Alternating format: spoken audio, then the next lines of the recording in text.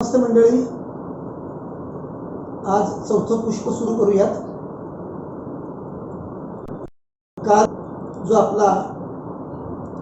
आपली आर्थिक स्थिती आणि हातावरची चिन्ह ह्या दिशेला आपल्याला आज पुढे जायचं आहे. काल मी तुम्हाला एक अतिशय मनोरंजक, उद्बोधक आणि तितकंच महत्त्वाचं चिन्ह, एक मध्यमेवरचं चक्र पहा. इथे तुम्हाला दिसेल,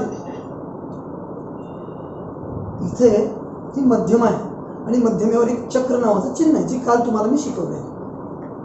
मंडळी लक्षात घ्या, ह्या चक्राची धमाल आपण काल पाहिली आणि ह्या चक्राच्या माध्यमातून वेल्थ क्रिएशन कसं करता येणार आहे त्याचा आपण काल बराच खोल अंदाज घेतला. तुम्हाला तुमच्या नैसर्गिक गरजा वाढवायच्या आहेत.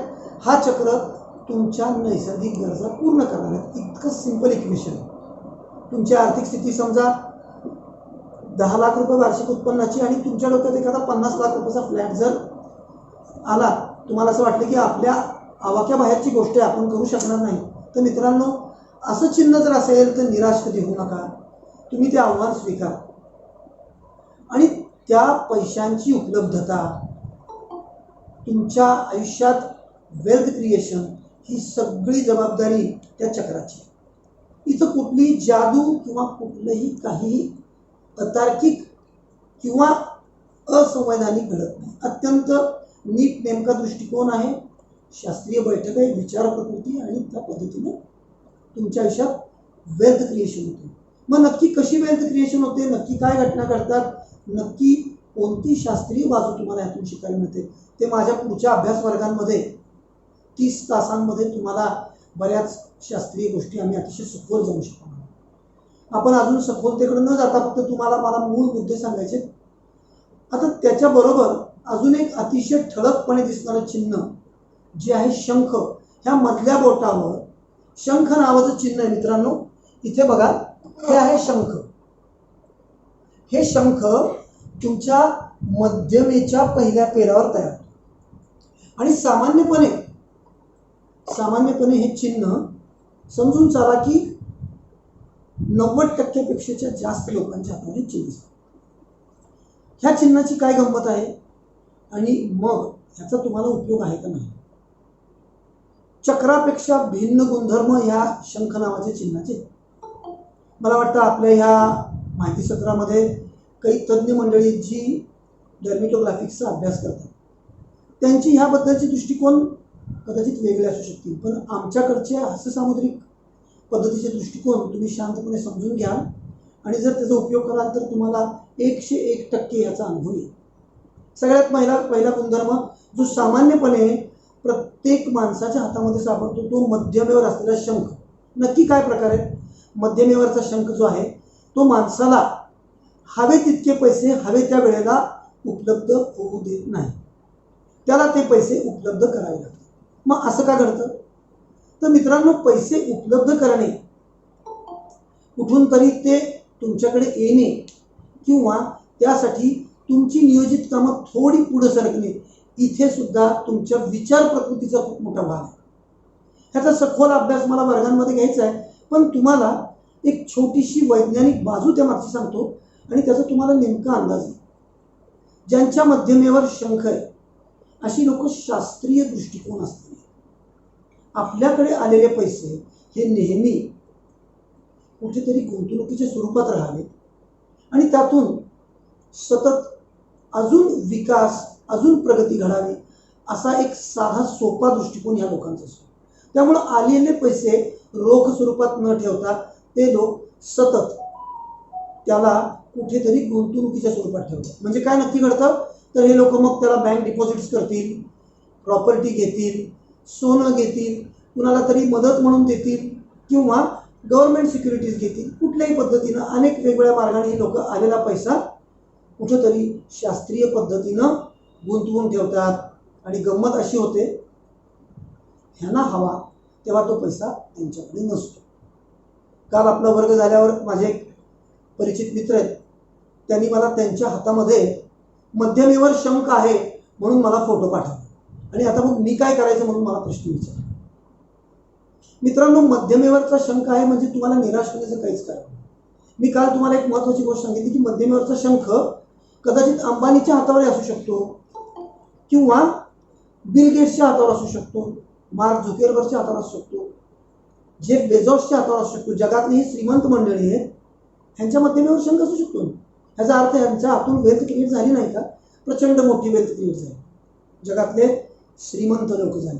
पण मंडळी, ही लोक सुद्धा त्यांना हव्या असलेल्या पैशासाठी ह्यांना कधी त्यांच्या कंपनीचे शेअर्स विकावे लागतात, कधीतरी कर्ज घ्यावं लागतं किंवा कुठून तरी त्यांना त्यांच्या प्रोजेक्टसाठी पैसे उभे करावे लागतात.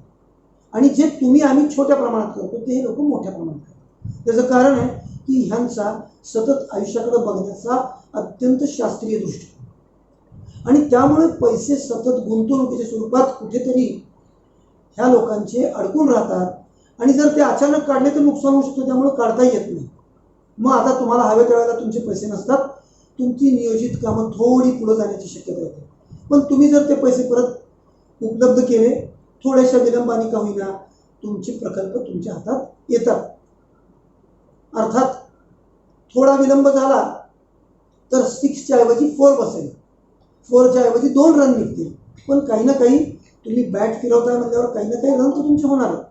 अचूक वेळेला, म्हणजे जर चक्र आहे, ज्या वेळेला पैसे पाहिजे त्याच वेळेला तुम्ही ते पैसे दिले, अचूक वेळेला अचूक जर बॅट फिरली तर जसा तो 6 बसू शकतो किंवा 6 रन मिळू शकतो. तसं शंख असल्यावर थोडी कमी मिळतील. पण मित्रांनो, शास्त्रीय दृष्टिकोन ज्यांच्याकडे आहे त्यांना एक माझी अत्यंत अनमोल सूचना आहे. तुम्ही कधीही तुमच्या समोर येत असलेल्या वेगवेगळ्या संधींसाठी रोख पैसे सांभाळा. चक्रवाल्यांसाठी पैसे उपलब्ध होणे ही त्या चक्राच्या एका अद्भुत कमालीची गोष्ट आहे. तर शंखवाल्यांसाठी पैसे निर्माण करणे हा त्यांच्या विलंबाचा भाग. मित्रांनो, जिथे विलंब आहे तिथं नियोजन करा. माझे कालचे मित्र ज्यांनी मला हा प्रश्न विचारला आहे, कदाचित ते मला ऐकत असतील. माझी त्यांना एवढीच सूचना आहे की तुम्ही तुमच्या 100% पैशाचा वापर करू नका. त्यातली काहीतरी तुमच्याकडे सदैव रोख ठेवा. येणाऱ्या वेगवेगळ्या संधी, आव्हान, काहीतरी उत्कर्षदायी गोष्टींसाठी तुम्हाला तुमच्या हातामध्ये पैसा असणे हे नितांत गरजेचं आहे. हे तुम्ही नेहमी जर लक्षात ठेवलं तर मित्रांनो, शंख असलेल्या माणसांना कधीही कुठलीही अडचण निर्माण होणार नाही. फक्त दृष्टिकोन हवा. आयुष्य जगण्यासाठी दृष्टिकोन हवा. विन्स्टन चर्चिलचं एक अप्रतिम वाक्य मी आपल्या ग्रुपवर 2 दिवसापूर्वी पाठवलं होतं की नजरिया एक बहुत छोटी सी चीज़ है लेकिन वो बहुत बड़ा फरक ला सकती है. तुमचा दृष्टिकोन ही खूप छोटी गोष्ट आहे तुमच्या आयुष्याकडे बघण्याची, पण खूप मोठी क्रांती तुमचा दृष्टिकोन घडवू शकतो. मेजॉरिटी लोकांच्या हातामध्ये शंख, जगातल्या 90% लोकांच्या हातामध्ये शंख. मग ही लोक श्रीमंत नाही आहेत. ह्या लोकांकडे जर नियोजन आलं तर ही प्रचंड श्रीमंत होऊ शकतात.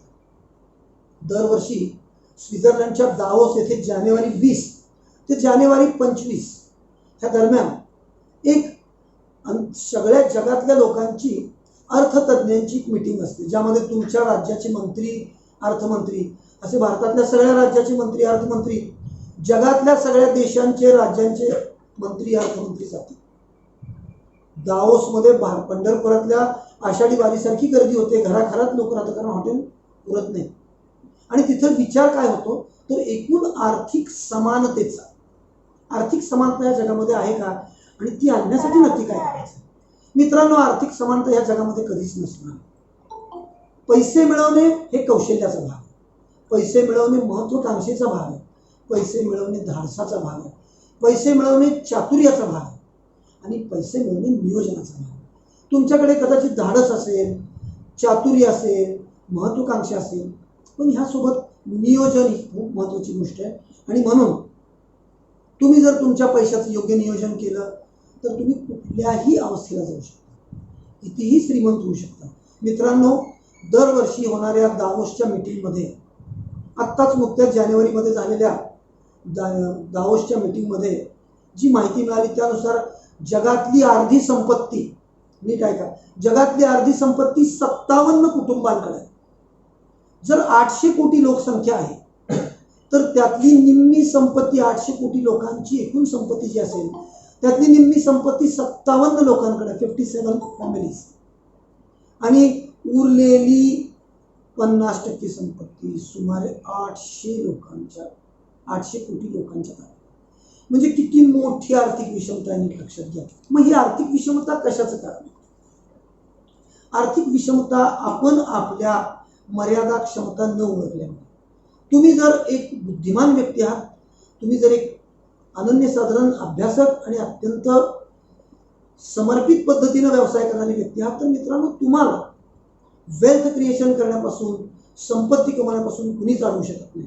फक्त तुमच्या उपलब्धता, तुमच्याकडे असलेली साधनं, तुमची युक्ती, महत्वाकांक्षा, धाडस, नियोजन, ह्या सगळ्यांचा एक सुरेख संगम करायचा. आणि हा सुरेख संगम तुम्हाला तुमच्या आयुष्यातल्या सर्वोच्च अवस्थेपर्यंत नेईल. आणि मला असं वाटतं की आज लौकिक अर्थानं माणसाची संपूर्ण प्रगती जी आहे ती आर्थिक निकषावर मोजली जाते. आर्थिक निकष जसा तशी माणसाची प्रगती. कोण अध्यात्मात जर खूप प्रगत झाला तर यशस्वी त्याला समजत नाही, पण जर कुणी खूप श्रीमंत झाला तर त्याच्याकडे अतिशय आदराने पाहिलं जातं. मग तो अतिशय सामान्य माणूस असो किंवा खूप एखाद्या मोठ्या राजघराण्यात जन्माला आलेला असो, सगळ्यांना आर्थिक प्रगतीनुसार मान सन्मान मिळतो. आणि का मिळू नये? कारण आजच्या जगातली सगळी जी काही सुख आहे, जी काही संपन्नता आहे, ज्या काही उपलब्धता आहे, ह्या मिळवण्यासाठी एक आणि एकमेव मार्ग म्हणजे तुमच्याकडे असलेली संपत्ती. मित्रांनो, तुम्ही खूप धनवान, श्रीमंत आणि अत्यंत प्रगत व्हाल तर तुमच्या आयुष्यामध्ये तुम्ही सर्व सुख या जगातली उपलब्ध करून घ्या. आणि त्यासाठी या 2 चिन्हांकडे अतिशय गंभीरपणे पहा. याशिवाय पण काही चिन्ह येतात, त्यांचा खुलासा आम्ही आमच्या वर्गामध्ये देऊ, जी इतक्या ठळकपणे हातावर जाणवत नाही आणि ती माणसाच्या अर्थव्यवस्थेवर तितकं सखोल प्रकाशही टाकत नाही. ही 2 चिन्ह सुमारे 90 आणि उरलेले 10% ह्या पद्धतीने दिसतात. शंख 90% दिसतो, चक्र 10% लोकांच्या हातामध्ये दिसतो. आणि त्या दोघांनाही त्यांना त्यांच्या क्षमतेचा बोध नसतो. एक उदाहरणादाखल मी तुम्हाला एक गोष्ट सांगतो. माझे एक मित्र माझ्याकडे एक दिवशी आले आणि मला म्हणाले की मला थोडी आर्थिक मदत करा. मी एक जागा घेतो आहे आणि त्या जागेमध्ये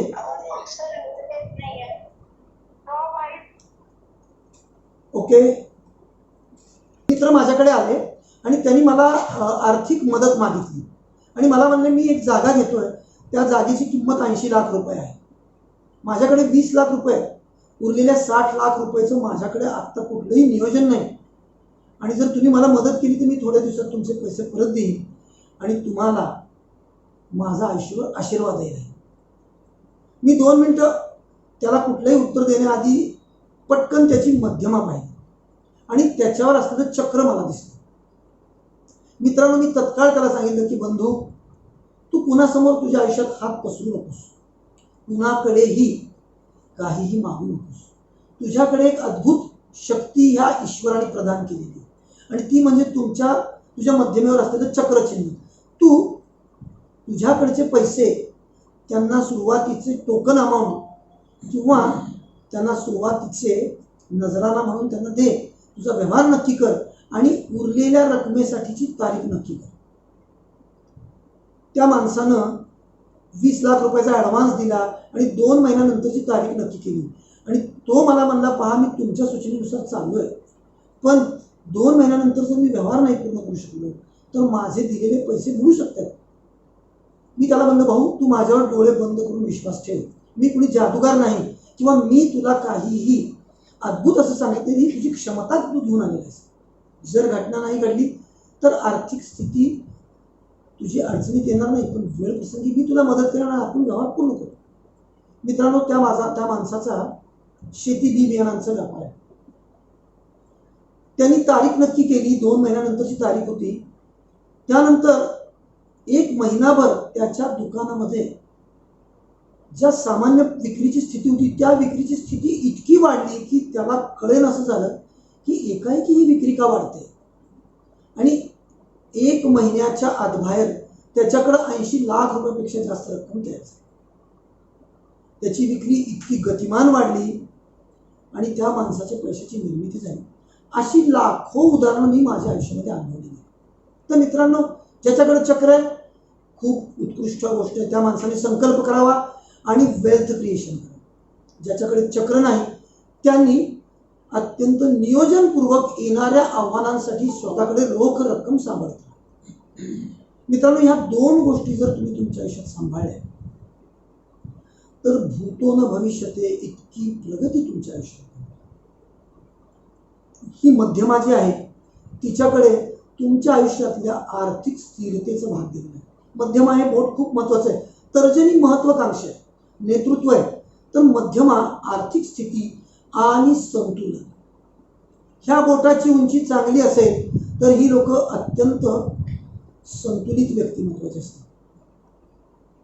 अनावश्यक उत्साहही नाही आणि आपल्या क्षमतेबाहेरची महत्वाकांक्षाही नाही. उत्साह अनामिकेमध्ये आहे तर मध्यमेमध्ये अत्यंत संतुलन आहे. महत्वाकांक्षा तर्जनीमध्ये आहे तर मध्यमेमध्ये संतुलन आहे. आता ही महत्वाकांक्षा आणि हा उत्साह ह्या दोघांचा बॅलन्स करण्याचं काम हे मध्यबोट म्हणजे मध्यमा करते. आणि ज्या माणसाची मध्यमा चांगली आहे, उंचीला नेमकी आहे, चांगली आहे, त्या माणसाकडे अत्यंत स्थिर, संतुलित आणि अतिशय नीटनेमकं सुंदर असं आयुष्य असतं. काय हवंय, किती हवंय, कधी चिडावं, कधी चिडू नये, कधी आपण उत्साही व्हावं, कधी होऊ नये, असंख्य गोष्टीचं संतुलन हे मध्यबोट करतं. आणि ज्या माणसाचं मध्यबोट उंच आहे, सामान्य उंचीपेक्षा चांगलं आहे, ती लोक अतिशय संतुलित, अत्यंत सौम्य आणि अत्यंत प्रमाणशीर वर्तन करत असतात. कालच महावीर जयंती झाली. काल हा विषय मला तुमच्याशी बोलायचा होता. आज 2021 चालू आहे. इसवी सन पूर्व 599 2620 वर्षापूर्वी महावीर या पृथ्वी तलावर येऊन गेले. पृथ्वी तलावरून महावीर आपल्या मध्ये आले आणि गेले. पण त्यांच्या अत्यंत निग्रही स्वभावाचा ह्या मध्यमेचा खूप मोठा संबंध आहे.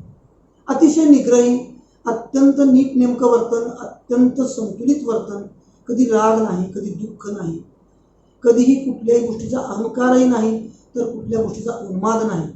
स्वतः राजे असताना सर्व गोष्टींचा त्याग केला आणि अत्यंत सामान्य संतुलित दिशादायी आयुष्य जगले. ते केवळ त्यांची मध्यमा मोठी असल्यामुळे. मित्रांनो, मध्यमा जितकी मोठी होईल तितकं व्यक्तीचं संतुलन वाढतं आणि पुढे जाऊन तो वैराग्याला उत्पन्न होतो. ह्या मध्यमेचे चमत्कार हे तुम्हाला फार सोप्या पद्धतीने अभ्यासता येतील. मी एक सोपी पद्धत सांगतो, तुमच्या लक्षात राहिली आनंद आहे, नाही लक्षात राहिले तर तुम्ही आमच्या वर्गात याल तेव्हा आम्ही तुम्हाला अजून नेमक्या पद्धतीने शिकू. एक फूटपट्टी घ्या आणि फूटपट्टीनंतर तुमच्या मध्यमेचा शेवटचा भाग आणि मध्यमेचं टोक ह्यांची उंची मोजा. त्यानंतर हातातले दोन पार्ट, दोन बाजूंची ही रुंदी मोजा. जी रुंदी ज्यादा, उंची ज्याची जास्त किंवा रुंदी ज्याची जास्त त्यानुसार त्या व्यक्तीच्या हातातल्या बोटांची उंची ठरते. मला तुम्हाला यातून एक खूप गंमतशीर पुढे गोष्ट सांगायची आहे. जर तुमच्या मध्यमेची उंची तुमच्या हाताच्या आडव्या भागापेक्षा जास्त आहे तर तुमची बोट मोठी आहे. आणि जर तुमच्या मध्यमेची उंची जर तुमच्या हाताच्या रुंदीपेक्षा कमी आहे, नीट लक्षात घ्या, हाताची रुंदी ही मध्यमेच्या उंचीपेक्षा जर जास्त आहे तर बोट छोटी झाली. आता या छोट्या बोटांची गंमत मी तुम्हाला आज सांगणार आहे आणि मोठ्या बोटांची गंमत सुद्धा सांगणार. मित्रांनो, खूप अद्भुत अशी गोष्ट आहे. ह्यामध्ये छोटी आणि मोठी बोटं तुमच्या हातामध्ये काय धमाल करतात ते आपण पाहूया. अगदी पहिल्यांदा मी तुम्हाला एक अतिशय विशेष व्यक्तीचा हात पाठवला होता. 2 दिवसापूर्वीच अल्बर्ट आइन्स्टाईन ह्या जगातले विख्यात शास्त्रज्ञ, ज्यांनी त्यांच्या प्रतिभेच्या जोरावर मानवाच्या आयुष्यामध्ये सर्व शक्यता आणि सर्व संभाव्य गोष्टींच्या पुढे जाऊन असंख्य मोठमोठी संशोधन केली. तुमच्या आमच्या विचारा पलीकडे जाऊन त्या माणसाने काम केलं. आणि नक्की काय केलं असं आणि का केलं, का करू शकलं? मित्रांनो, मला एक खूप मजेशीर गोष्ट अल्बर्ट आइन्स्टाईनची सांगायची आहे. पण त्याआधी मला तुम्हाला एक गोष्ट अशी सांगायची की तुम्ही अल्बर्ट आइन्स्टाईनच्या हाताकडे जेव्हा पाहताल तेव्हा गंमत म्हणून पहा, त्या माणसाचा हा जो पंजाचा भाग आहे त्यापेक्षा त्याची बोटं खूपच छोटी आहेत. अल्बर्ट आइन्स्टाईनची बोटं खूपच छोटी आहे आणि मूळ हाताचा जो पंजा आहे, जो खालचा भाग आहे, तो खूपच मोठा आहे. बोटं अतिशय छोटी, खालचा भाग खूपच मोठा. मित्रांनो, तुमच्या हातामध्ये आणि माझ्या हातामध्ये हा फरक आपल्याला शोधायचा आहे. सामान्यपणे माझ्या पाहण्यात आलंय की बोटं ही हाताच्या पंजापेक्षा लहान असतात. खूप कमी लोकांच्या हातामध्ये बोटं ही हाताच्या पंजापेक्षा मोठी येतात, खूपच कमी लोकांमध्ये. आणि तिथे एक गंमतशीर गोष्ट घडते. अत्यंत सूक्ष्म काम करणारी लोक जी आहेत, मग हिऱ्याला पैलू पाडा किंवा लाकडावर नक्षी करा, अत्यंत सुंदर अशा वेगवेगळ्या कपड्यांचं विणकाम करा किंवा अत्यंत सूक्ष्म अशा धातूंचं काम करा. मित्रांनो, दागदागिने बनवणे सारख्या असंख्य गोष्टी आहेत ज्या तुमच्या मोठ्या बोटांचं काम. अशी कमी लोक आहेत जी अत्यंत सूक्ष्म काम करतात. ह्या लोकांच्या विचार प्रकृतीमध्ये बोटं मोठी झाली की हे लोकांची विचार करण्याची क्षमता अतिशय संथ होते, हळू होते. कुठलीही गोष्ट त्यांना अतिशय शांत समजून घ्यावी लागते. गडबड केली तर त्यांना त्या गोष्टी समजत नाही. अतिशय सावकाश, अतिशय सूक्ष्मपणे समजून घेणे आणि अत्यंत सूक्ष्मपणे, शांतपणे अप्रतिम कलाकृती निर्माण करणे. मोठमोठ्या कलाकृती, मोठमोठ्या अद्वितीय निसर्ग सुंदर रचना, अत्यंत उत्कृष्ट चित्रकृती ह्या मोठ्या बोटांच्या लोकांच्यातून घडल्या. त्यांची बोटं मोठी होती, त्यांनी अतिशय सूक्ष्म काम केली. आणि मित्रांनो, पूर्ण विरुद्ध ह्याच्या छोटी बोटं, ज्यांच्यामध्ये आइन्स्टाईन आपल्या सगळ्यांमध्ये अतिशय वरच्या पातळीवर आहे. अगदी छोटी बोटं आणि हाताचा पंजा मोठा. मग आता ही छोटी बोटं काय करतात? छोटी बोटं माणसाच्या विचारशक्तीला वाढवतात. समजण्याची गती अत्यंत वाढते. जितकी बोटं छोटी होतील तितकी समजण्याची गती वाढते आणि ती तुमच्या न्यूरॉन्समधून एका न्यूरॉन्समधून दुसऱ्या न्यूरॉनमध्ये जाण्यासाठी जो मध्ये सिनॅप नावाची पोकळी आहे, तिथं ग्लायल सेल नावाचे काही घटक आहेत. तुमच्या मेंदूमध्ये ग्लायल सेल नावाचे घटक आहेत ज्याचं प्रमाण वाढवते आणि त्याच्यामुळे दोन न्यूरॉन्स वेगात एकमेकाला जोडले जातात आणि त्यातून अत्यंत गतिपूर्ण आकलन व्हायला. मित्रांनो, तुम्हाला आम्हाला जर बोटं छोटी असेल तर लवकर समजायला लागतं. बोटं मोठी असतील तर हळूहळू समजतं. पण खूपच बोटं छोटी झाली तर समजण्याचा वेग अत्यंत वाढतो. तुम्ही अलीकडे मोबाईल घेता आणि त्याला घेताना तुम्ही अंदाज घेता की 4 GB, 6 GB, 8 GB रॅम आहे, कधी 12 GB रॅम आहे. म्हणजे काय तर मोबाईलची काम करण्याची शक्ती वाढवलेली असते. तशी ही तुमच्या हातामध्ये तुमची बोटं जर छोटी असेल तर तुमच्या मेंदूची काम करण्याची शक्ती अद्भुत व्हायला लागते. मग आता ह्या आइन्स्टाईनच्या हातामध्ये बोटं इतकी छोटी आहेत, तुम्ही जर पाहाल तर तुम्ही आश्चर्यचकित व्हाल की एवढी छोटी बोटं तुम्हाला माणसाच्या हाताच्या पंजाच्या मानानं कधीच कुठं बघायला मिळणार नाही. त्याच बरोबर मी तुम्हाला अजून एक फोटो पाठवला होता. Srinivasa Ramanujan, doctor G.H. Hardy, ही माणसं छोट्या हाताची आहेत. ही छोटी हात असलेली माणसं अत्यंत गतिपूर्ण काम करत होती. इतकं गतिपूर्ण की त्यांच्या कामाला आपण अंदाज लावू शकत नाही, ह्याच्यापेक्षा कैक पटीत जास्त वेग होता. असं म्हणतात श्रीनिवास रामानुजननी जी काही गणित निर्माण केली ती त्यांना एक देवी स्वप्नात यायची आणि त्यांना गणिताची इक्वेशन सांगायची. श्रीनिवास रामानुजनचे गुरु आहेत, त्यांचे मेंटॉर आहेत G.H. Hardy sir. हा मनुष्य मोठा विद्वान गणितातला तज्ञ मनुष्य होता. ह्या लोकांच्या बोटांची साईज खूपच छोटी आणि ही त्यांना ईश्वराने दिलेली एक अद्भुत शक्ती आहे. रामानुजनजी, श्रीनिवास रामानुजनजी दिवस रात्र झोपताना उठताना बसताना फक्त गणिताचा विचार करायचे आणि त्यांना झोपेमध्ये स्वप्नात त्यांची कुलदेवता देवी यायची आणि ती त्यांना हजारो गणिताची इक्वेशन्स द्यायची. ते उठले की पटापटापटा सगळे गणिताची इक्वेशन लिहून काढायचे आणि त्यांनी जे काही संशोधन केली, ज्या काही थिअरी दिल्या, त्याच्यामुळे फिजिक्समध्ये, भौतिकशास्त्रात आज अनन्यसाधारण प्रगती झाली. आइन्स्टाईननी E=mc² ह्या सूत्राचं मानवी जीवाला एक वरदान देऊन टाकलं. तुम्हाला अजून एक गोष्ट सांगण्यासारखी म्हणजे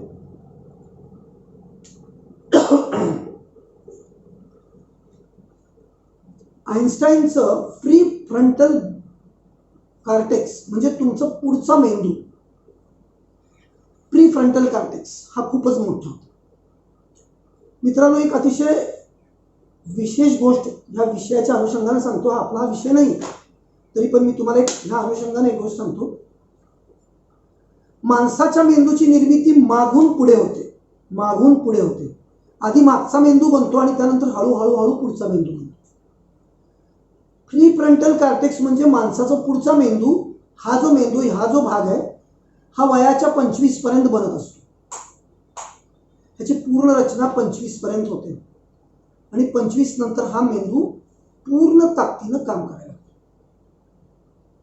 कुठल्याही घडत असलेल्या घटनेचं सूक्ष्म अवलोकन, परिस्थितीजन्य विश्लेषण, स्थिरपणे येत असलेल्या सगळ्या आव्हानांना स्थितप्रज्ञपणे समजून त्याला तोंड देण्याची शक्ती ही ह्या प्री फ्रंटल कॉर्टेक्समध्ये.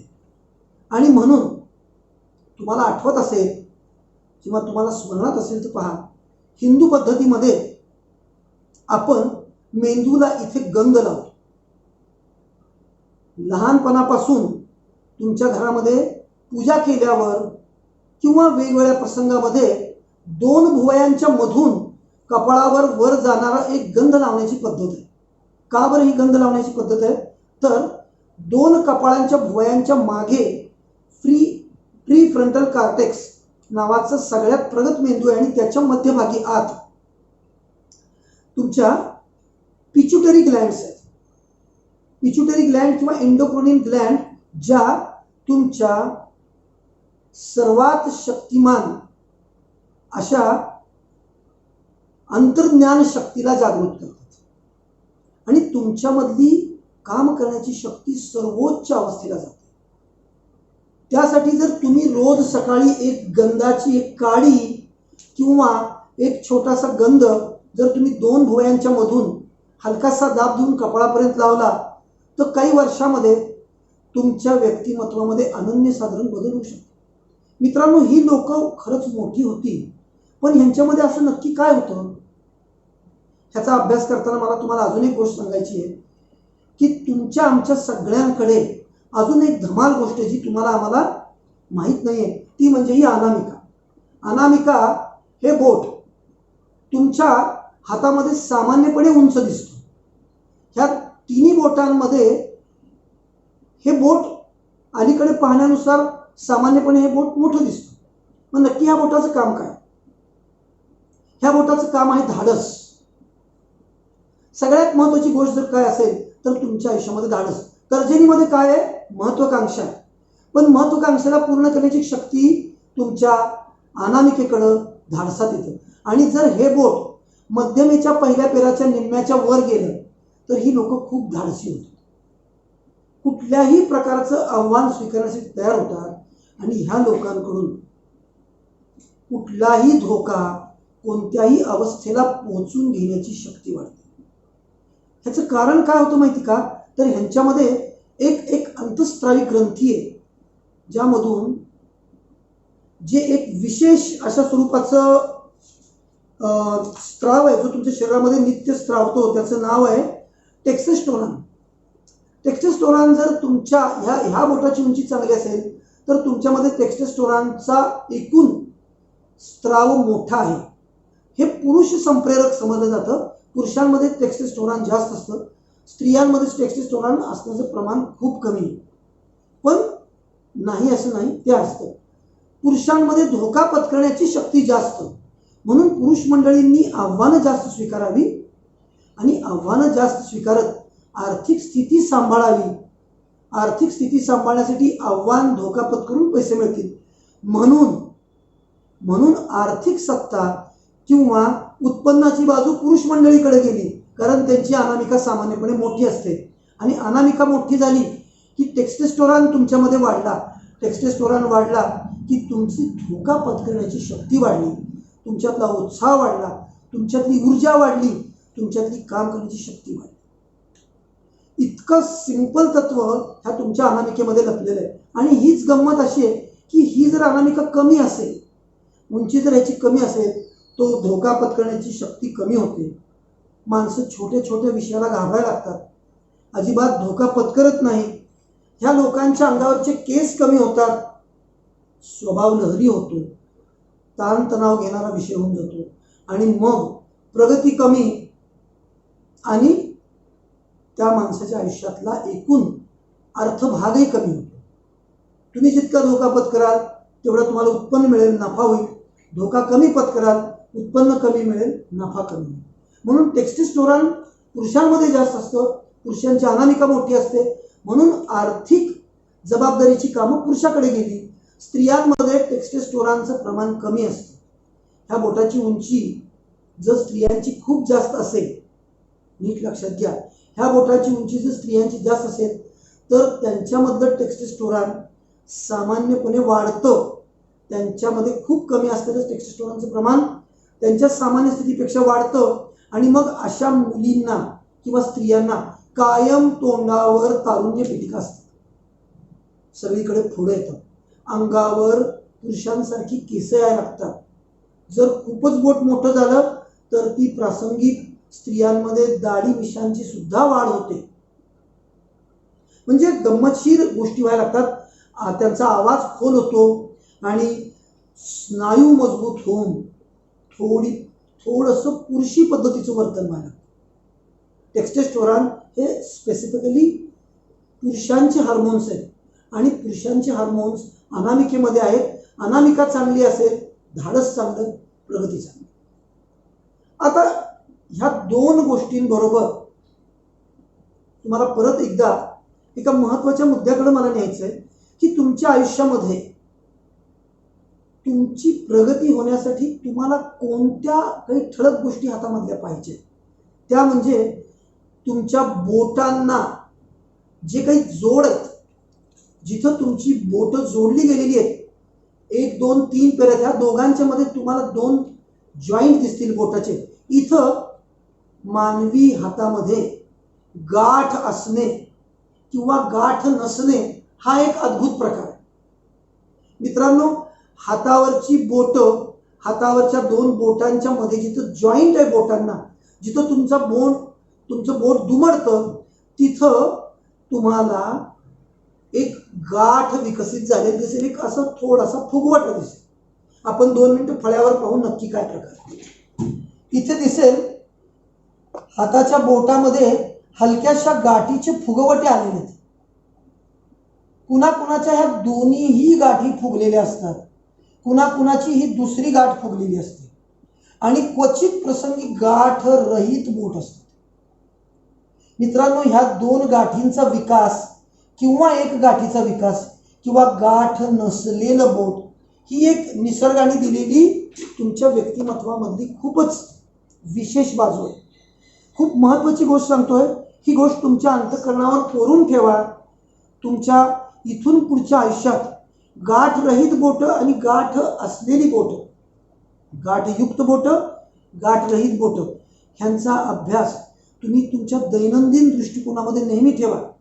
तुम्ही जेव्हा तुमच्यासोबत एखादा कर्मचारी, एखादा तुमचा मित्र, तुमचा बॉस किंवा तुमच्या आयुष्यात येणारे वेगवेगळ्या व्यवसायातले वेगवेगळे लोक ह्यांच्या हाताकडे तुमचं सहज लक्ष जाईल, तेव्हा त्याच्या हाताला गाठी आहेत का हो, इथले मधले फुगवटे फुगलेले आहेत का हो, हे नक्की पहा. ही लोक कशी आहेत तुम्हाला कळते. जर गाठी फुगलेल्या दिसत आहेत तर ते व्यक्तिमत्व कसं आहे, आणि गाठी अजिबातच दिसत नाहीये तर तो व्यक्ती कसा आहे. हलकासा जरी बाहेर तिथल्या जॉईंटला हलकासा जरी थोडासा फुगीरपणा आला तर तिथं गाठ आहे.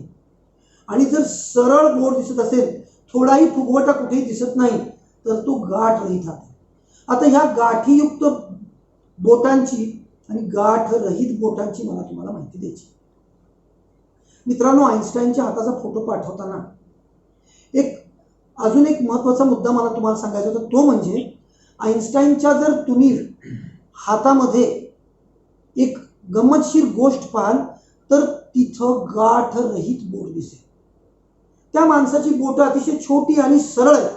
जिथं बोटं जोडली जात आहेत तिथं कुठलाही फुगवटा दिसत नाही. आता हे फुगवटा नाही म्हणजे नक्की काय प्रकार आहे त्या माणसाच्या हातामध्ये, आणि तुमच्या हातामध्ये गाठी दिसत आहेत का? दिसत असतील तर मला जरूर मेसेज करा, दिसत नसतील तर मला जरूर मेसेज करा. मी तुम्हाला त्याच्या गमती जमती लेखी स्वरूपात पण कळवेल. गाठ रहित बोटं असलेला हा जो आईन्स्टाईन आहे, ह्या माणसाची शक्ती, आकलन शक्ती जी आहे ती अत्यंत वेगवान होते. ज्यांच्या हातामध्ये गाठी नाहीत त्या लोकांचा स्वीकारण्याचा जो भाग आहे, एखादी गोष्ट समजून घेण्याचा जो भाग आहे, एखाद्या गोष्टीला तुमच्या आयुष्यात येऊ देण्याचा जो भाग आहे, त्याची गती अद्भुत असते. अद्भुत, अत्यंत वेगात तुम्हाला सगळ्या गोष्टी तुमच्या जवळ येतात, तुमच्या मेंदूमध्ये येतात. मित्रांनो, ह्या विश्वामध्ये जी काही शक्ती आहे ती शक्ती 7 वेगवेगळ्या ग्रहांच्या माध्यमातून काम करते. त्या 7 औरा तुमच्या शरीराच्या कडेला आहेत. ह्या 7 शक्ती तुमच्या व्यक्तिमत्वामध्ये सतत प्रवेश करत आहेत. नीट लक्षात घ्या, हा सिद्धांत खूप मूलभूत आणि खूप उद्बोधक सिद्धांत आहे. ह्या विश्वातली शक्ती 7 वेगवेगळ्या माध्यमातून तुमच्या शरीरामध्ये प्रवेश करत असते. तुमच्या शरीराच्या भोवती 7 प्रभावळी किंवा 7 औरा आहेत. मित्रांनो, आपण आपल्या देवाच्या कडेला एक अत्यंत तेजपुंज चक्र किंवा त्यांच्या मस्तिष्काच्या मागे अत्यंत तेजपुंज चक्र पाहतो, म्हणजे ह्या प्रभावळी आहेत. विश्वातली सगळी शक्ती ह्या व्यक्तीच्या सोबत केंद्रित झालेली आहे असं त्याचा आपण अर्थ काढतो. तर तुमच्या सगळ्यांच्या शरीराच्या कडेनं ह्या प्रभावळी आहेत, हे तेजोवलय आहेत, आणि हे विश्वातली सगळी ऊर्जा, विश्वातलं सगळं ज्ञान तुमच्यामध्ये ह्या बोटांच्या माध्यमातून घेऊन येतात. ही बोटं या विश्वातलं सगळं ज्ञान तुमच्या मेंदूपर्यंत पाठवण्याचं पहिलं काम करतात. आणि जर बोटांवर बोटांच्या टोकावर शंख चक्र शुक्ती असेल तर ते कसे जावेत ह्याची काही गणितं ठरलेली आहेत.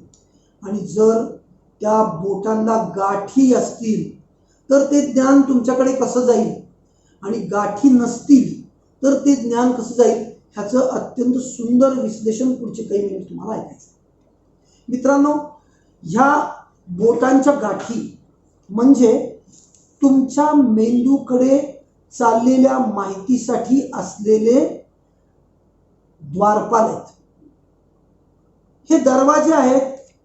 2 पेरं जी आहेत, त्या 2 पेरांच्या मध्ये जी जोड आहे तिथं द्वारपाल उभे आहेत. जर तुमच्या हाताच्या बोटांना गाठी आहेत तर तिथे ते द्वारपाल उभे आहेत. येणाऱ्या प्रत्येक गाठीचं ते येणाऱ्या प्रत्येक विषयाचं, प्रत्येक माहितीचं विश्लेषण करतात, त्याचा अंदाज लावतात, त्याचा उपयोग आपल्याला आहे का नाही ते पाहतात, आणि जर आपल्या उपयोगाचं आहे तरच मेंदूकडे जाऊ देतात. नीट लक्षात घ्या मित्रांनो, मी काय सांगतोय ते. ह्या गाठी तुमच्याकडे विश्वातून येणाऱ्या प्रत्येक गोष्टीचं विश्लेषण करतात. ज्या माणसाच्या बोटांना गाठी आहेत ती अत्यंत चिकित्सक लोक आहेत. येणाऱ्या प्रत्येक गोष्टीच्या माहितीचं विश्लेषण करतात. आपल्या उपयोगाचं असेल तर घेतात, आपल्या उपयोगाचं नसेल आणि आपल्या विचारधारेचं नसेल तर तिथेच त्या माहितीला परत पाठवतात. त्यामुळे ह्या चिकित्सक लोकांना समजावून सांगणं खूप कठीण आहे. ह्या लोकांना एखादी माहिती पटवून देणं तुलनेत खूप कठीण आहे. आणि ह्या गाठी तुमच्या उपयोगाची माहिती मेंदूकडे नेणे आणि उपयोगाची माहिती नसलेली तुमची रिजेक्ट करणे, मेंदूकडे न जाऊ देणे, ह्याचं काम करत असतात. मग आता कोणती माहिती उपयोगाची आणि कोणती माहिती उपयोगाची नाही? तर मित्रांनो, तुम्ही जन्मल्यापासून तुमच्या मृत्यूपर्यंत तुमच्यावर रोज नित्य नवे संस्कार सुरू आहेत. तुम्ही जन्मल्यापासून तुमच्या आई वडिलांनी तुमच्यावर तुम्ही कोण आहात, तुम्ही काय आहात, तुमच्या क्षमता काय, तुमची विचारधारा काय, तुमचा धर्म कोणता, तुमचे आचरण कोणते, तुमच्या आवडीनिवडी कोणत्या, तुमची दिशा कोणती, ह्या सगळ्या गोष्टीचं सतत संस्कार केलेले असतात. मित्रांनो, आपण हिंदू लोक जन्मल्यावर मुलाला आधी आई बाबा बोलायला शिकवतो आणि मुस्लिम लोक जन्मलेल्या मुलाला प्रथम, नीट लक्षात घ्या, मुस्लिम लोक जन्मलेल्या मुलाला प्रथम कुराणातली आयात शिकवतात. बिस्मिल्लाहुर रहमानुर रहीम ही आयात जन्मलेल्या पहिल्यांदा मुलाला, जन्मल्यानंतर तो जेव्हा बोलायला लागतो त्यावेळी बोलायला पहिल्यांदा तो शब्द त्याच्या कुराणातल्या आयातीचे शिकतो आणि तिथेच तो त्याच्या धर्मासाठी कट्टर होतो.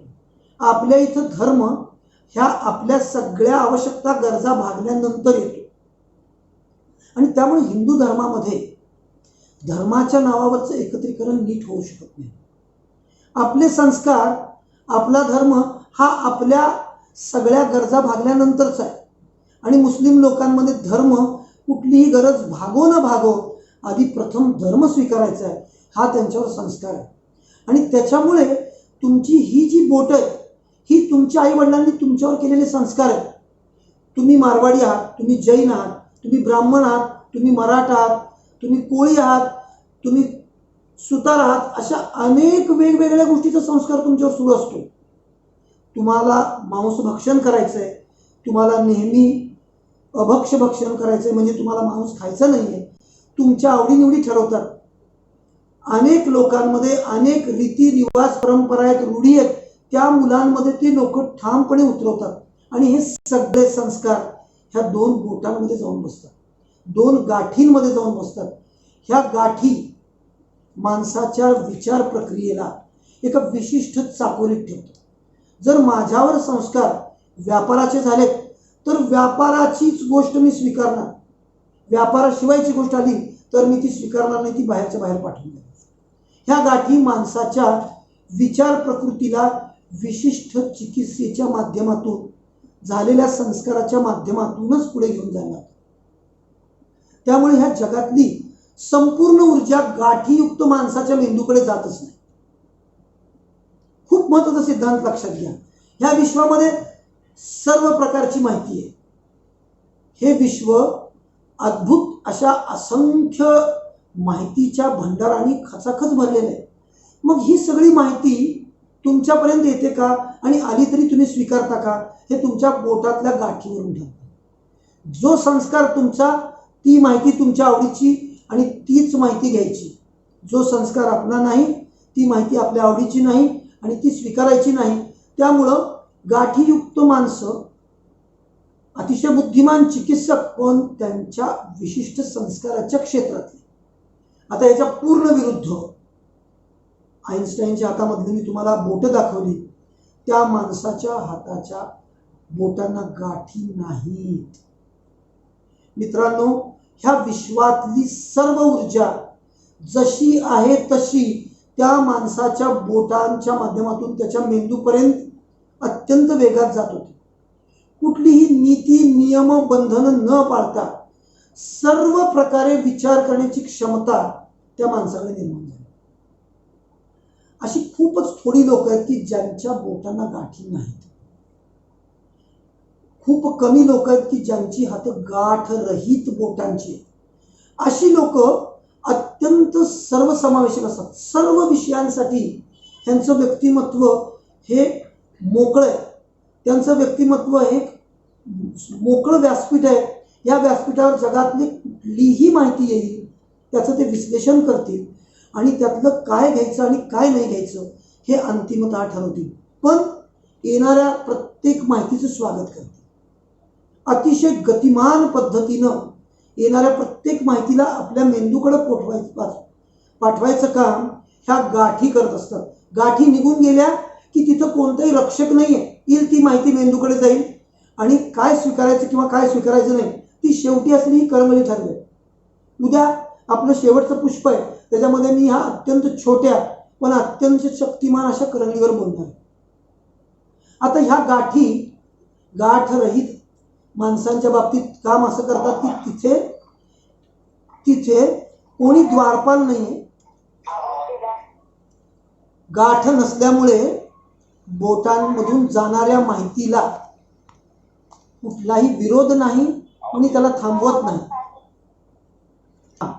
ऐका, तर गाठ जर नसेल तर गतिमान निर्णय शक्ती, गतिमान ग्रहण शक्ती, सगळ्यात महत्वाची गोष्ट लक्षात घ्या. समजा इथे आई काही गृहिणी आहेत, काही शिक्षक आहेत, काही व्यावसायिक आहेत, तर आईने आपल्या मुलांच्या हाताकडे सहज 5 मिनिट पाहावं. त्या मुलाच्या हाताला जर गाठी नसतील, बोटांना जर गाठी नसेल, तर त्या मुलाची आकलन शक्ती अत्यंत चांगली, ग्रहण शक्ती अत्यंत वेगवान आहे. तो मुलगा 1 सेकंदात सांगितलेलं समजून घे. आणि जर गाठी आहे तर तो सतत प्रश्न विचारेल, सतत शंका विचारेल, आणि त्याच्या शंकेचं समाधान होत नाही तोपर्यंत ती माहिती त्याला समजणार नाही. मग ज्याची गाठ नाही त्या माणसाच्या बुद्धीचा वेग कमालीचा वाढतो. ज्याच्या हाताच्या बोटांना गाठी आहेत त्यांच्या बुद्धीचा वेग हा थोडा मंदावतो. गाठी असला म्हणजे मनुष्य निर्बुद्ध नाही, आणि गाठी आहे म्हणजे माणूस नितांत बुद्धिमान असंही नाही. पण आकलन शक्ती, ग्रहण शक्ती ही अत्यंत गतिमान करण्याचं काम ह्या गाठी करतात. मित्रांनो, तुमच्याकडे जे कामगार तुम्ही कामाला ठेवता, ज्या लोकांकडे तुम्ही नोकरीला जाता, ज्या लोकांकडून तुम्हाला काम काढून घ्यायचंय, त्या लोकांच्या बोटांच्या गाठींकडे जरूर लक्ष द्या. एखादा माणूस जर गाठीयुक्त बोटांचा दिसतोय, दोन्ही गाठी विकसित आहेत, तर त्या माणसाला त्याच्या संस्कारातल्या गोष्टी पटकन समजतील. आणि जर त्याच्या संस्काराशिवाय, त्याच्या आवडीनिवडी शिवायच्या गोष्टी दिल्या तर तो लवकर समजून घेणार नाही, आणि त्याची समजून घेण्याची गती कमी आहे. त्याला एकच गोष्ट 4दा समजावी लागेल. त्याला पटल्यानंतर तो त्या विषयासाठी उपलब्ध होईल. तर त्याला पटवणं पण तेवढं सोपं नाही. आणि गाठ रहित माणूस जर दिसला तर ओळखा, ह्या माणसाची आकलन शक्ती अद्भुत आहे, अत्यंत पटकन त्याला समजेल. तुम्ही म्हणला की तलवार आहे का ताक आहे, तो त्या क्षणाला ओळखेल, आणि तो मनुष्य विलक्षण बुद्धिमान असेल. मित्रांनो, अजून एक अत्यंत महत्वाची गोष्ट सांगायची, ती म्हणजे अशी की ज्या लोकांच्या बोटांच्या दोन्ही गाठी विकसित आहेत, नीट लक्षात घ्या, ज्या बोटांच्या दोन्हीही गाठी विकसित आहेत, ही लोक सदैव ताणतणावात असतात. येणारी प्रचंड माहिती आणि त्याचं विश्लेषण ह्या गाठींमध्ये सुरू असतं. येणाऱ्या प्रचंड माहितीचं विश्लेषण त्या गाठींमध्ये सुरू असतं. येणारी वेगवेगळी माहिती जी तुमच्या कामाची, जी तुमच्या कामाची नाही सुद्धा, जी तुमच्या विचारांची, जी तुमच्या विचारांच्या बाहेरची, त्याचं विश्लेषण मेंदू सतत करत असतो. मेंदू सतत विचार करून करून थकत असतो, आणि अतिरिक्त विचार प्रक्रियेमुळे ही लोक सदैव तणावात असतात. तुम्ही सहज तुमच्या बोटांकडे पहा, तुमच्या हातातल्या बोटांच्या गाठी जर विकसित आहेत तर तुम्हाला एक अतिशय ठळक गोष्ट जाणवेल, ती म्हणजे तुम्ही सतत तणावात आहात, ऑलवेज अंडर टेन्शन. आणि हे टेन्शन तुमच्या प्रगतीला अत्यंत घातक आहे, तुम्हाला पुढे जाण्यासाठी अत्यंत त्रासदायक आहे. मित्रांनो, तुम्ही जितके सहज व्हाल, जितके सोपे व्हाल, जितकी तुमची आकलन, ग्रहण आणि विवेचन क्षमता सुधारेल, तितकी तुमच्या आयुष्यातली गती वाढेल. ज्या लोकांची बोट गाठ रहित आहेत त्यांना मी त्यांच्या प्रगतीसाठी असंख्य शुभेच्छा देतो. पण ज्यांच्या बोटांमध्ये गाठी आहेत, मी त्यांना अतिशय अनमोल सल्ला देऊ इच्छितो की मित्रांनो, कुठलीही गोष्ट चांगली किंवा वाईट ही काळानुसार ठरते. जगात चांगलं किंवा वाईट काहीच नाही आहे, ती फक्त ताकद आहे. नीट लक्षात ठेवा, चांगलं किंवा वाईट काहीच नाही आहे, ती फक्त ताकद आहे आणि वेळ आहे. कित्येक वेळेला ताकदवान लोक त्यांच्या इच्छेनुसार कोणतीही कामं करत जातात, आणि ती चुकीची कामं सुद्धा बरोबर म्हणून मोजली जातात. आणि कित्येक वेळेला सामान्य लोक अतिशय चांगल्या घटना घडवतात, पण वेळ सोबत नसते, आणि त्यांच्या चांगल्या कामांना सुद्धा दखल घेतली जात नाही. ती फक्त ताकद आणि वेळ ही गोष्ट नेहमी लक्षात ठेवा. तर जर तुमच्या बोटांवर गाठी आहेत तर मित्रांनो, ह्या गाठींना तुम्ही एक छोटीशी सवय लावायची. ती म्हणजे येईल ती माहिती येऊ द्यायची. कुणीही कोणतीही माहिती दिली तर ती जरूर घ्यायची. तुमच्या विचारात ती बसो अथवा न बसो, तुम्हाला पटो अथवा न पटो, तुमची आकलन आणि ग्रहण शक्ती सुद्धा. जर तुम्ही सगळ्यांचं ऐकून घ्यायला सक्षम झाला, येणाऱ्या प्रत्येक प्रस्तावाकडे जर तुम्ही अतिशय सहज होऊन पाहायला लागला, तर आयुष्यातला वादविवाद, ताणतणाव, कटकटी संपून जातो. गाठयुक्त बोटांच्या लोकांचे सतत सगळ्यांशी वादविवाद, कटकटी सुरू आहेत. इतके वाद आणि इतके विवाद आहेत की ही लोक स्वतःही स्वस्थ नाहीत आणि दुसऱ्यांनाही स्वस्थ आयुष्य जगू देत नाही. कारण सतत प्रत्येक गोष्टीचं विश्लेषण, चिकित्सा आणि निर्णय प्रक्रियेतली संथ गती, पटत नसलेल्या गोष्टीचा सतत तिरस्कार आणि त्यांना पटत असलेल्या प्रत्येक गोष्टीचा अंगीकार, ह्यातून त्यांच्या आयुष्याची गती कमी होते.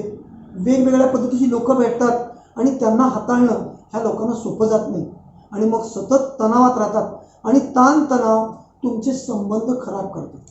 तुमच्या आयुष्यातली प्रगती होत नाही आणि शेवटी अंतिमतः ह्या 5 दिवसातल्या प्रत्येक दिवसाचा सगळ्यात महत्त्वाचा उद्देश काय, तर तुमच्या आयुष्यात तुमची प्रगती होणे, अत्यंत सोप्या पद्धतीनं हातातल्या गमतीजमती समजून घेणे, हातातल्या गमतीजमतीच्या माध्यमातून मेंदूची क्षमता जाणून घेणे आणि तुमच्या आयुष्यात तुम्ही सर्वात उच्च स्थितीला पोहोचणे. मित्रांनो, हा संपूर्ण अभ्यास आम्ही अत्यंत सखोलपणे 2 वर्गाच्या माध्यमातून घेतो. एक वर्ग 30 तासांचा, 28 तासांचा सामान्यपणे होतो. एक वर्ग 28 तासांचा, असे 2 वर्ग आम्ही घेतो. एक वर्ग 1 महिन्यात पूर्ण करा किंवा 6 महिन्यात पूर्ण करा. आणि तुम्हाला 2 वर्गाच्या अंती हस्तसामुद्रिक शास्त्रातल्या सर्वोच्च अवस्थेला नेण्यासाठी अत्यंत सोप्या पद्धतीने आम्ही हा विषय शिकवतो. उद्याचं पुष्प संपल्यानंतर, उद्याचं माहिती सत्र संपल्यानंतर पुढच्या वर्गाबद्दलची माहिती आम्ही तुम्हाला देऊ. आशा करतो की तुम्ही लोक जसा प्रतिसाद आमच्या ह्या वर्गाला देताय, ह्या माहिती सत्राला देताय, तसाच प्रतिसाद पुढच्या अभ्यास वर्गांना द्याल. तुमच्यामध्ये प्रगती कराल आणि आयुष्यातल्या सर्व संधी, सर्व आनंदाला उपलब्ध व्हाल. आजच्यासाठी एवढंच. उद्या भेटू. धन्यवाद.